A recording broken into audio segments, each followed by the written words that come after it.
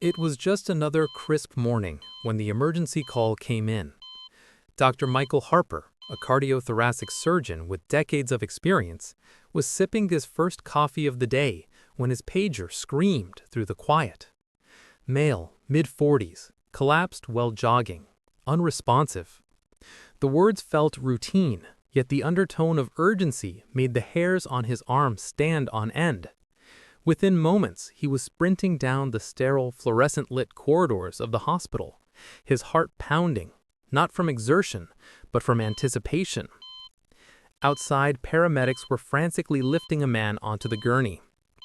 John Matthews, a healthy father of two, lay motionless, his pale face masked by the morning sun. Onlookers whispered, some frozen in disbelief, others in fear. The rhythmic beeping of the portable monitor seemed almost sinister as Dr. Harper took in the scene. John's pulse weak, erratic, disappearing with cruel unpredictability. The tension was thick, a living entity in the room. Every second stretched painfully long. "Clear," the paramedic shouted, and then again, "Clear." But John didn't respond. His body refused the rhythm that should have kept him alive. Dr. Harper's hands moved instinctively, years of training overriding the creeping dread in his chest. CPR, defibrillation, intubation, each step a desperate dance with mortality. And then it happened. Amidst the chaos, a voice, faint, raspy, yet unmistakable, cut through the cacophony. "Dr. Harper." The words hovered in the air, fragile yet piercing. Every head turned, nurses frozen, paramedics stunned. The man on the brink of death had spoken the name of the very surgeon now working to save him. A name he could not have known, a name he should never have known. Time seemed to pause as disbelief and fear interwove with something else, something inexplicable. Dr. Harper faltered for a heartbeat, a shiver running down his spine. He had performed thousands of surgeries, seen countless patients fight for their lives, but never this, a whisper of recognition from the edge of death itself. Was it mere coincidence, a fragment of memory or subconscious sound, or something deeper, something science could not yet define? As the team worked feverishly, monitoring equipment flashing, adrenaline coursing through veins, John's body began a slow, hesitant response. His pulse returned, fragile but steady. Color slowly seeped back into his face, like dawn breaking after a long, merciless night. Dr. Harper leaned back slightly, catching his own breath, while nurses exchanged glances that said without words, "We have witnessed something extraordinary." The room, once a storm of panic and precision, now held a heavy silence. Even in survival, a question lingered. How had this man, teetering on the edge between life and death, known the name of the surgeon who had never met him? It was a mystery that would haunt Dr. Harper for weeks, months, and perhaps years to come. A riddle embedded in the heart, a whisper from the abyss. And so, as John was wheeled to the ICU, the cameras of the mind might have captured the unspoken. Fear, relief, awe, and an almost sacred curiosity. The story of a heart that defied expectation had begun, and nothing, not the beeping monitors, not the charts, not even the sterile corridors of modern medicine, could explain what had just occurred. In that moment, Dr. Harper knew that this case would stay with him forever. Not just for the skill it demanded, not just for the miracle of survival, but for the haunting truth that life sometimes speaks in ways even science cannot hear. And then everything changed. John Matthews had always seemed the picture of health, a devoted father, a loving husband, and an avid runner. He embraced life with a quiet vitality that inspired those around him.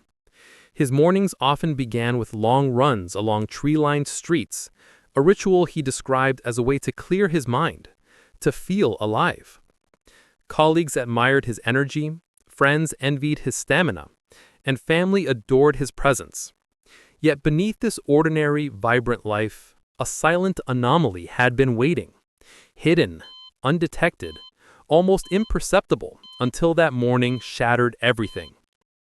The story of John's heart begins not in the emergency room, but in the warmth of family life. Laughter echoing in a sunlit kitchen, little sneakers left by the door, birthday candles flickering in the dark. He was a man whose life felt ordinary and relatable, yet the fragility of it was invisible, a ghost waiting in the shadows. Friends would later recount that nothing in his history hinted at danger. No prior fainting spells, no persistent fatigue, no alarming family history. To anyone watching him run, live, love, he seemed invincible. Yet as the medical team would later uncover, John's heart harbored a quiet, treacherous irregularity. Arrhythmias, tiny misfires in the electrical signals that orchestrate the heartbeat, were sporadically destabilizing the rhythm of his life. On rare occasions, his heart had faltered, sending silent warnings that went unnoticed. To the untrained eye, these irregularities were invisible. To John, they were imperceptible whispers his body never fully revealed. The sudden cardiac arrest that morning was the cruel culmination of decades of hidden vulnerability. Nurses and cardiologists involved in John's case would later describe their disbelief. How could a man so seemingly healthy collapse so suddenly? How could someone with such a flawless outward appearance harbor such internal danger? The interviews weave together an eerie narrative of unpredictability. One nurse described watching the monitors spike, flatline, spike again, feeling a pulse of dread she could not shake. Another doctor recalled the surreal moment when John, unconscious, yet murmuring a name he had never heard, stirred an unexplainable tension in the room. Through archival footage, home videos, and photographs, viewers are drawn into John's life, witnessing the man behind the medical mystery. His smile, his running shoes, the messy kitchen counters, and the echoes of children's laughter, all of it now framed against the haunting backdrop of near death. Cinematically, the contrast is palpable. Life, vibrant, ordinary, and yet perilously close to vanishing in an instant. The narration gently guides the audience through medical concepts, arrhythmia, sudden cardiac arrests, congenital anomalies, explaining them simply without diminishing the human story. Emotionally, this section is intimate, reflective, and tinged with a sense of foreboding. Audiences begin to feel the fragility of life, the thin line between ordinary days and extraordinary survival. It amplifies the stakes, humanizes John, and sets the stage for the surgical drama yet to unfold. By the end of this section, viewers are not just aware of John's medical condition, they are invested in him, emotionally tethered to the unfolding mystery of a heart that had kept his secrets too long, and the man who would come to uncover them. The operating room was silent, save for the steady hum of machines and the rhythmic beeping of monitors. Dr. Michael Harper stood over John Matthews, the weight of the moment pressing on him like the air before a storm. This was no routine surgery. The defect in John's heart was rare, almost miraculous in its subtlety, an anomaly that had eluded detection for decades. Yet now, it demanded the most delicate, precise intervention Harper had ever performed. The odds were low. The risk was immense. Every movement mattered. Every second counted. Cameras of the imagination linger on the OR table, sterile and metallic, instruments gleaming under harsh surgical lights. The air is thick with anticipation, the faint smell of antiseptic mingling with the invisible tension. Harper's hands move with practiced precision, yet there is an undercurrent of unease. He opens John's chest cavity, revealing the heart, delicate and defiant, beating against the confines of its cage. The anomaly, a twisted vessel, an irregular pathway, challenges every instant, every piece of training. One misstep could cost a life already fought so hard to save.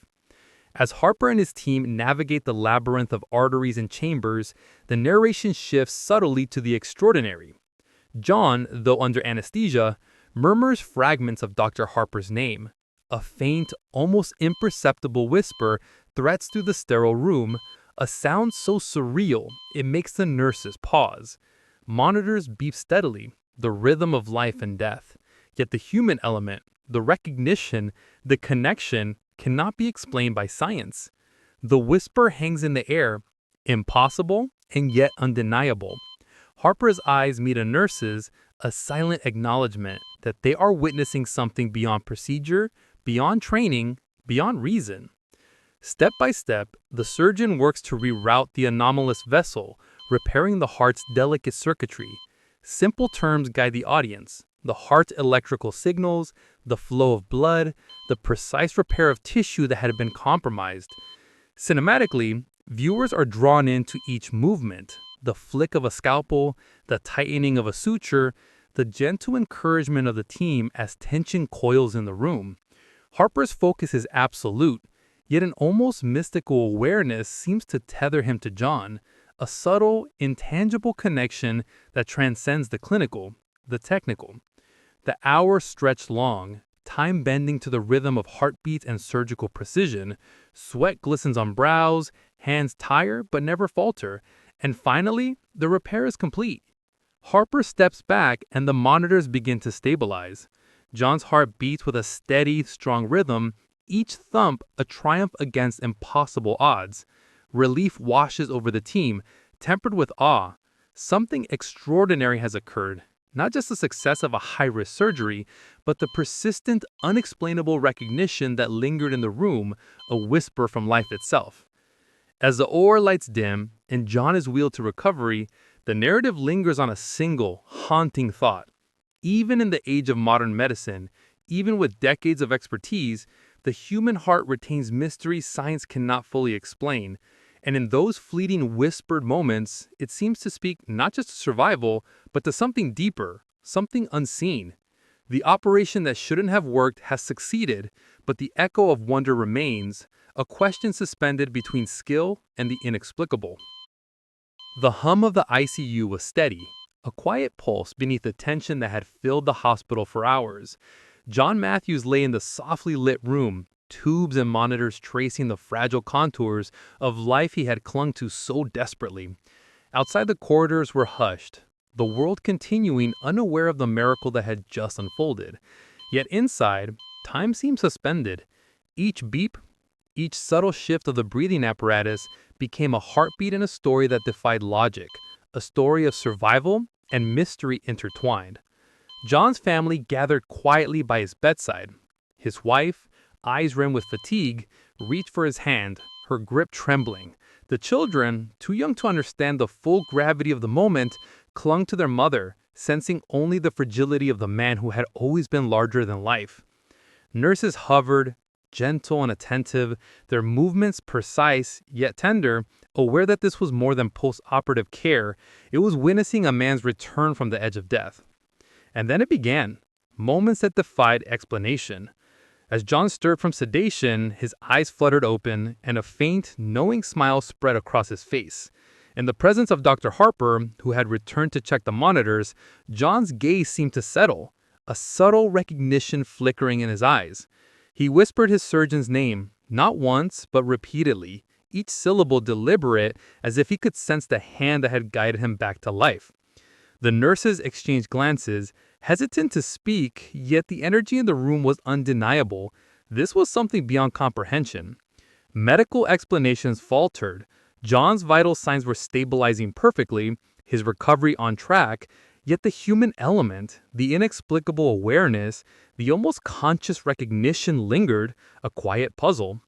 Could a person in such a fragile state, still grappling with sedation and trauma, truly perceive the presence of someone they had never met? Or was it something deeper, a brush with consciousness beyond what science can measure? These questions hung in the air, as delicate and persistent as the rise and fall of John's chest. Cinematically, the cameras of the mind linger on the small, haunting details. A nurse adjusting a monitor, John's fingers curling instinctively around a hand that had saved him, the light catching on the surgical instruments now cleaned and waiting. Each image is a meditation on fragility, survival, and the invisible threads that connect human beings in moments of extreme vulnerability. Interviews later revealed the subtle, almost supernatural impressions left on staff.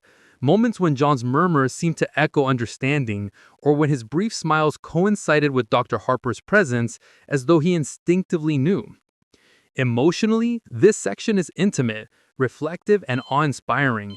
It invites the audience to sit quietly with uncertainty, to feel the tension between science and the mysterious human experience. The recovery is both literal and symbolic. A return to life, yes, but also a glimpse into something unmeasurable, something hauntingly profound. By the time John is finally alone, resting and stable, viewers are left with a resonant question. In the delicate, quiet moments between life and death, is there a consciousness, an awareness, or a connection that transcends what medicine can define? The room remains silent, but the sense of wonder lingers, palpable and unshakable. In the days that followed John Matthews' miraculous survival, Dr. Michael Harper found himself unable to shake the unease that had taken root during the surgery and recovery. Something about the way John had whispered his name, the inexplicable recognition from a man who should have known nothing, lingered at Harper's mind like a ghost he could neither chase away nor fully understand. Medicine, with all its charts, scans, and empirical rigor, had succeeded in saving John's life, but it could not explain the phenomena that seemed to hover around him. Driven by both curiosity and professional responsibility, Harper embarked on an investigation that would challenge the boundaries of science. The hospital's corridors, usually a place of routine procedures and predictable patterns, now felt charged with a quiet intensity. Harper collaborated with cardiologists, geneticists, and neurologists, assembling a team to uncover the root of John's heart anomaly. Imaging studies revealed a complex congenital defect, a malformed vessel that had eluded detection for decades. It was rare, yes, but medically plausible, a dangerous blueprint that could risk, undiagnosed, suddenly collapse a seemingly healthy adult. The science made sense, and yet the human element, the whispered recognition, the subtle awareness, defied explanation. Genetic testing added another layer of intrigue. John carried no known familial markers that might account for his condition. The anomaly appeared isolated, almost as if it had manifested spontaneously, a rare fluke of biology. Doctors reviewed data, comparing patterns, searching for precedent. Their conclusion was unsettling. The heart alone could not account for the experiences Harper had witnessed. There were no protocols, no studies, no scientific rationale for the moments when John had recognized him, when his body had responded in ways that seemed intuitive, even conscious. Experts were brought in, each contributing theories that hovered between science and speculation. One neurologist suggested that residual neuroactivity during near-death experiences could produce fragments of recognition, fleeting and disjointed, a byproduct of brain's last attempts to process life. A cardiologist proposed that physiological stress triggers heightened awareness, a form of survival instinct so acute that it borders on the uncanny. Harper listened, intrigued, yet unconvinced, aware that none of these explanations fully captured the depth of what had occurred. Interviews with staff revealed subtle, almost ghostly patterns. Nurses recounted how John, even drowsy from sedation, seemed to respond to Harper's presence with a clarity that he did not show with others. His heart rate, respiration, even slight facial expressions seemed to synchronize with moments Harper entered the room. Cameras of the mind would linger on these details. A heartbeat stabilizing, a breath catching, a hand curling, small gestures that defied the logical, leaving an imprint of mystery on everyone who witnessed them. Cinematically, the investigation becomes a juxtaposition. Cold, analytical science set against the deeply personal, haunting human story. Harper moves between labs, charts, and John's room, each space echoing with questions that remain unanswered. The narrative explores the tension between what can be measured, the precise repair of a heart, the genetic markers, the electrical activity, and what cannot, the fleeting moments of awareness, recognition, and connection that flickered just beyond the reach of observation. Emotionally, the section is heavy with awe, curiosity, and unease. Viewers are drawn into the uncertainty, feeling the delicate boundary between knowledge and the unknowable. Each revelation, each dead end, deepens the sense that John's case is not just a medical anomaly, but a window into something profoundly mysterious, the interplay between life, consciousness, and the human heart. By the time the investigation reaches a pause, the audience is left suspended between rational explanation and wonder, compelled to confront a haunting question. Can science ever fully account for the subtle, inexplicable dimensions of human experience? The story of John Matthews did not end in the operating room, nor did it stop with his recovery. The ripples of that morning, of a heart teetering on the edge, of a man whispering a name he had no reason to know, extended far beyond the confines of the hospital walls. Families, nurses, and doctors all felt the invisible tremors of a case that defied understanding, leaving subtle, lasting impressions on their lives and their perceptions of what it means to be human. John's family carried the weight of wonder and gratitude in equal measure. His wife often recounted the surreal experience of seeing her husband awaken from the brink of death, yet immediately recognizing Dr. Harper. It was a moment that transcended fear and relief. It was a reminder of life's fragility and the profound mysteries woven into the human experience. The children, too young to grasp the science, sensed a shift in the atmosphere, the sacredness of a life reclaimed. Family photos and quiet home videos now held a new resonance, framed not just by memories, but by a miraculous survival that none could fully explain. For the medical staff, the experience left an indelible mark. Nurses who had cared for John spoke of a heightened sense of awareness, of watching subtle, inexplicable interactions that lingered in memory. One described it as a magnetism, a pull between patient and surgeon that seemed to defy medical logic.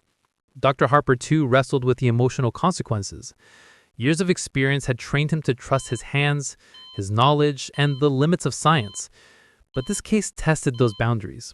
He found himself reflecting on the unseen dimensions of care, the human connection, the intuition, the fleeting moments where life and consciousness seemed to intersect in ways impossible to quantify. The hospital itself, usually a place of routine and procedure, seemed subtly altered. Colleagues whispered about the unusual case, some skeptical, others quietly awed. Staff meetings turned into discussions not only about surgical success, but about the strange, intangible phenomena surrounding John's recovery.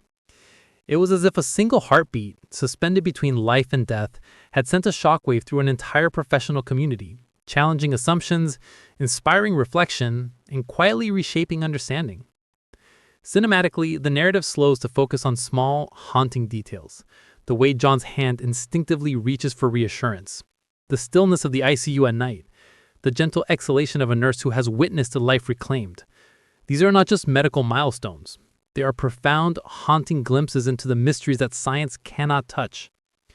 By the time John returns home, walking through familiar rooms filled with laughter and light, the audience is left with a profound understanding. Medicine may save lives, but sometimes it cannot fully explain them.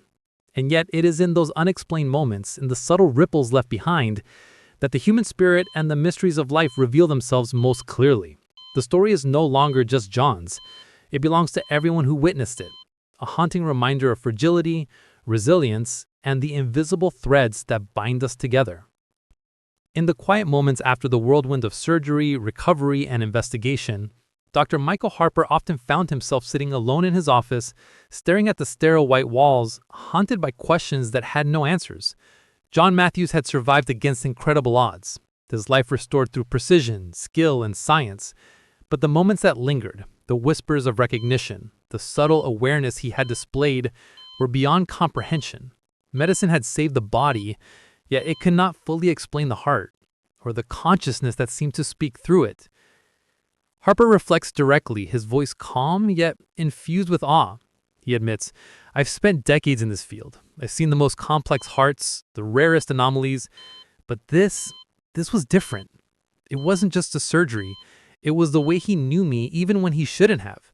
It's something that science cannot measure, yet it was real, and it changed how I see everything." The camera lingers on his hands, strong and steady, the same hands that had repaired a fragile heart, now resting thoughtfully. There is a vulnerability here, a humility born of witnessing the limits of knowledge. As the narration broadens, the audience is reminded of John's journey from collapse to the operating room, to recovery, and finally to home. Each step is revisited with a reflective lens. The terror and chaos of the emergency room, the surgical intensity, the quiet moments of the recognition that defied rational explanation.